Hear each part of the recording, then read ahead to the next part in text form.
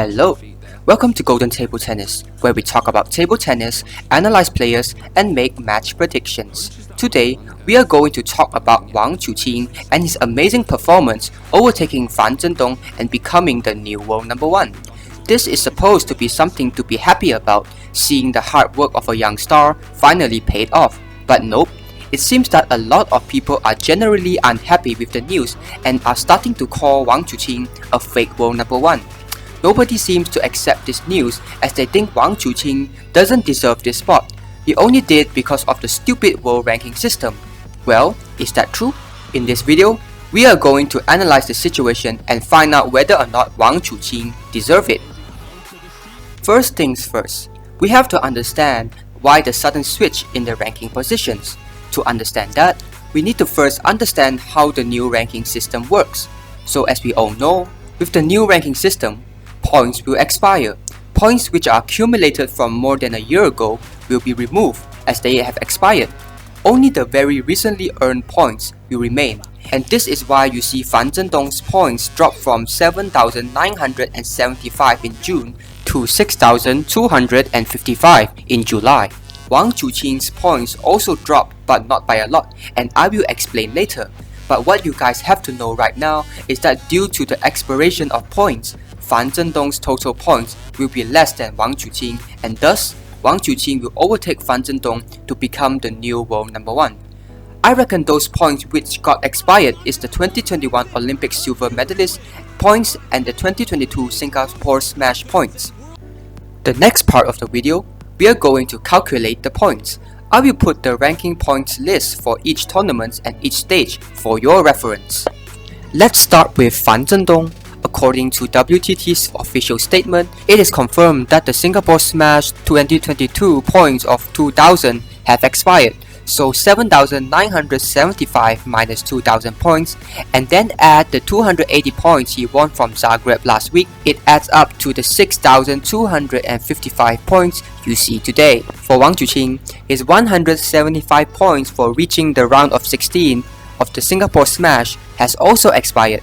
Adding up the 70 points he got for losing to Xiang Peng in the quarterfinals of the 2022 Muscat Open, which also expired, that adds up to 245 points expired, as per explained by WTT. And since no tournaments has been played by Wang Chuqin after that, his final points of 6,465 is calculated. But here comes the fishy part. When I was doing my own research and calculation of points, I realized some inconsistencies. Take a look. I have taken the results and points of both players and compiled it into the list you see right now. And when I added them up together, Fan Zhendong is supposed to have a total ranking points of 6,445 and Wang Chuqin should only have 6,390.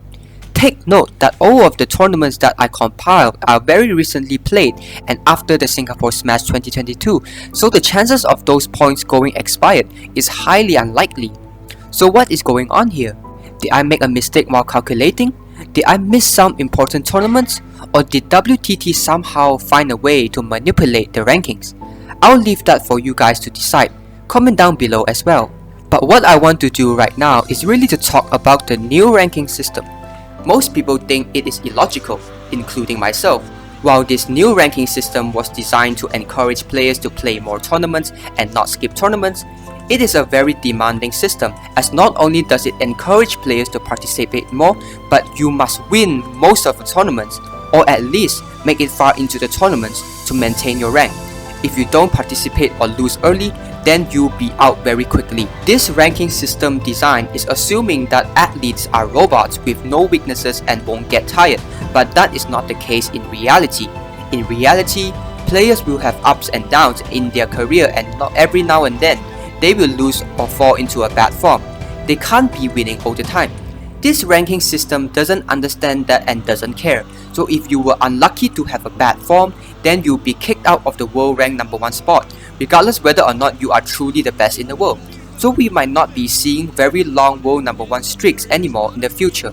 So after doing the calculations, we need to answer the question, is Wang Chuqin a fake world number one? Well, we have to look at things at two different perspectives. The first one is in terms of points, and the second one is in terms of overall skill of the player. From total points perspective, my own calculation of points really does seem to tell you that Wang Chuqin is a fake world number 1. But according to WTT's official points, he is a legitimate world number 1. But perhaps WTT's official statement is more accurate as they closely follow the points of the players and update it every Tuesday. What I did was merely adding up the total points of the recent tournaments without taking into account the points back then, so there is bound to be some inaccuracy. But still, I will leave it for you guys to decide. In terms of overall skill, I must say that Wang Chuqin is probably a fake world number 1. Not because he is bad, but he is in actual fact still not yet the best player in the world, as he hasn't really consistently been able to beat Fan Zhendong, nor has he won any major tournaments like the Olympics and World Championships. Fan Zhendong has beaten Wang Chuqin countless times and won 2 World Championships titles and an Olympic silver medal. But like I said, the new world ranking system really tries to emphasize on consistency. You need to participate regularly and make it far into the tournament. When you look into this angle, you will see that despite not being the best player in the world, Wang Chuqin is definitely the most stable player in the world, at least for the time being. Because throughout the later part of 2022 until today, he has won a total of 4 tournaments, and for those he didn't manage to win, he still progressed quite far by reaching the semi-finals and not losing to foreigners. On the other hand, Fan Zhendong has lost in earlier rounds to foreigners like the WTT Cup Finals, WTT Goa and WTT Champions Macau, so taking this into consideration, he is definitely less consistent compared to Wang Chuqin. It is sad to see Fan Zhendong lose the world ranking number 1 spot, but it is still not the end of the world. This is because their points now are only about 200 points apart from each other. Very soon, the 600 points of Wang Chuqin from the star contender Budapest will also expire, and the tournament which is ongoing this week at the star contender Ljubljana might change everything. If Fan Zhendong progresses further than Wang Chuqin in this tournament, then he will once again reclaim the world number 1 spot. So we'll see how it goes. What do you guys think? Do you agree with my analysis? Let me know your thoughts in the comment section below. We can discuss this together. With that, I would like to conclude today's video. I'll see you guys next time. Bye.